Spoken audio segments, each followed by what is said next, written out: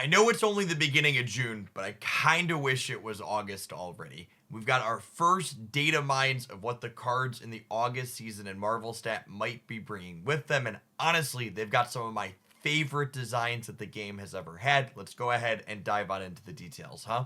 Kick off our review today with the August season pass card Kate Bishop, a 2/3 who has the on reveal of adding 2 arrows to your hand at random. There are currently 4 different data mined arrows. There is the acid arrow, a 1 - 2 that switches sides when it reveals. A basic arrow, which is a 1/1 that gets +3 if you deploy a card at its location on the following turn. The grapple arrow, which is a 1/3 that moves your next played card to its location, and the Pim arrow, a 1/1 with the ongoing effect if your side of this location is full, +3 power. Kate Bishop is exactly the style of effect that I love in Marvel Stat. She is a card with incredibly dynamic gameplay patterns, meaning the way she plays out from game to game tends to be very different. And she provides you with a lot of utility spread out over multiple cards with what she generates, presenting you with really interesting sequencing decisions, allowing you to optimize not only when you should be playing Kate out, but when and where you should be utilizing her arrows to get the largest effect from them. Very obvious direct synergy with Kate is that she's clearly a new card to pair with Loki. Similar to Snowguard, she gives 2 cards in your hand for the collector or for Loki to swap out with the opponent's deck, but I would be surprised if that's her best and or only home. I think a lot of the kind of little stuff style decks that we see running around with US Agent and now Kitty Pryde and Angela and Thena in this current season would really love an effect like this. The arrows in particular look stellar with Thena because they'll provide you with a consistent flow of 1 energy cards to allow you to cleanly hit that 2 cards played per turn over the course of the game. While Basic Arrow, Acid Arrow, and Pim Arrow are all just mirroring effects that we already have in the game, i.e., Hawkeye, Green Goblin, and Ant-Man, the Grapple Arrow is a really interesting design. It's on reveal of pulling the next card you play to its location is fairly different than effects like Iron Fist or Nico Minaru that move things strictly to the left or the right. This flexibility could make Kate Bishop a pretty reasonable movement enabler since she's 50% to give you any of these options when you play her out. Our first data mine spotlight cache release for August, set to release on the 6th, is Marvel Boy, a 3/3 with an end of turn effect. Give 3 of your 1 cost cards +2 power. At a glance, this early data mine feels like it's going to be a Hope Summer situation, who was also originally data mined with a +2 in her text box that eventually released as a +1. I say this because if Marvel Boy releases as is, he's just going to add an absurd amount of stats to the board. Just consider the situation where you play Squirrel Girl on 1 or 2, and then Marvel Boy on turn 3. He triggers 4 times over the course of a normal game, adding 6 stats to the board 4 times, giving you 27 points worth of power for just 3 energy, just absurdly above rate.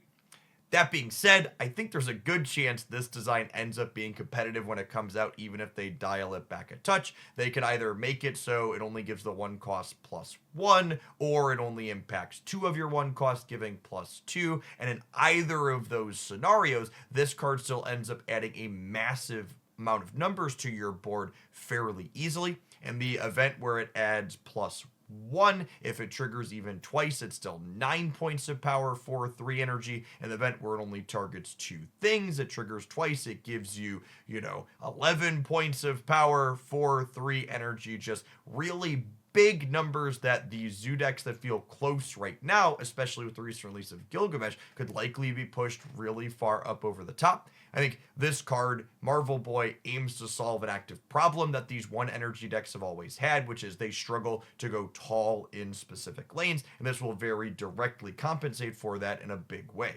Our next data mine spotlight cache card for August, releasing on the 13th, is Wiccan, a 4/5 who has the on reveal effect. If you've spent all your energy this game, get +2 max energy. To start, I think this is a really interesting design space to see Marvel Snap push into. We've seen in the past plenty of cards that care about you having unspent energy, things like Sunspot, She-Hulk, or even some of High Evolutionary's design, and Wiccan pushes us in the opposite direction, being a very rewarding and potentially powerful payoff for a deck that packs a really tight and low curve, spending all of its energy every single turn. The immediate deck building consideration I see at a glance for this card is playing it with something like Psylocke or even Zabu presents a lot of potential power. You curve a 1 energy card into a 2 energy accelerant into playing Wiccan on the 3rd turn of the game, and then you have +2 energy on turns 4, 5, and 6 to do with as you please. The real trick to whether or not this type of card could work, though, is definitely going to be in, can you pack enough cheap cards into your deck to fill out your energy to spend on turns 1, 2, and likely 3, while also having enough big payoffs in your deck later to work with the extra energy that he's giving you.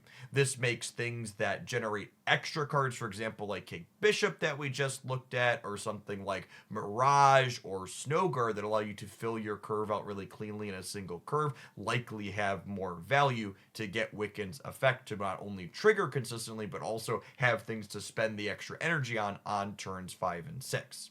Our next card, data mine to release on August 20th, is called Speed, a 3/3 with the ongoing +1 power for each turn in which you spent all of your energy. So obviously some direct synergy, but also a little bit of anti-synergy with Wiccan, who we just looked at. If you trigger your Wiccan on the 4th turn of the game, that obviously means you spent all of your energies on turns 1, 2, 3, and 4, meaning Speed is guaranteed to be a 3/7 in those games.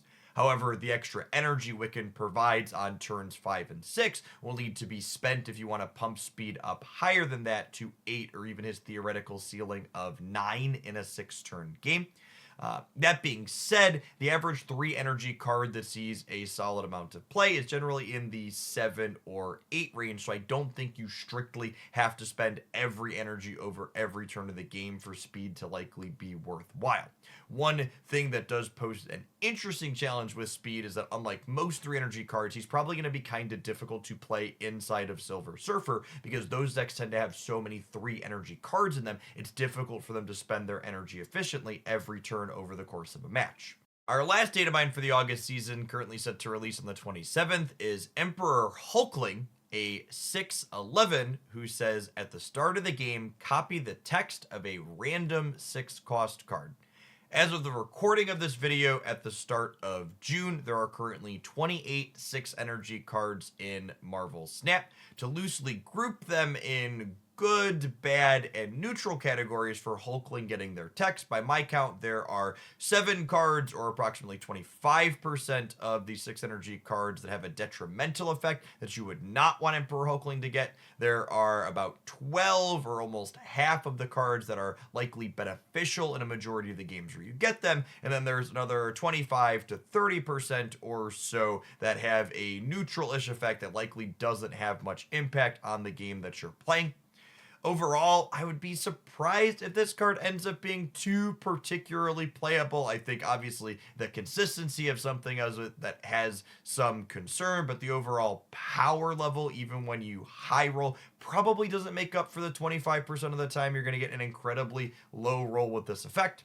It is worth noting that having this card in your deck does provide some big cube equity, but whether or not that makes up for the consistency and the win rate is going to provide will definitely remain to be seen until we can get our hands on this effect to play with it. Lastly, while it's not a new August data mine, one of the cards set to release next month in July had its design completely changed in our last patch. Hydra Bob is now set to be a 1/4, whose effect says, after each turn, this moves if a player snapped. Really weird design and effect. Obviously, 1 energy cards have some liability with them since they die to Killmonger, but 1/4 with no downside strictly is very interesting.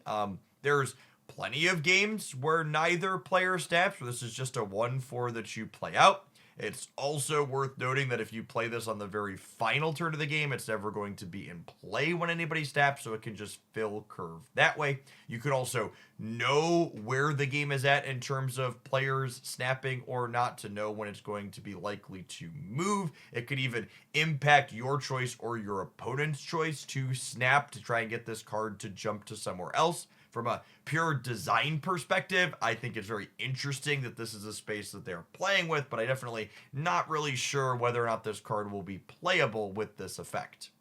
Personally, I can't wait to get my hands on Cape Bishop. I would love to hear in the comments down below which of these upcoming cards you think looks most interesting. As always, if you enjoyed my musing on this topic, snap that like button and make sure you're subscribed to the channel to come back for more in the future.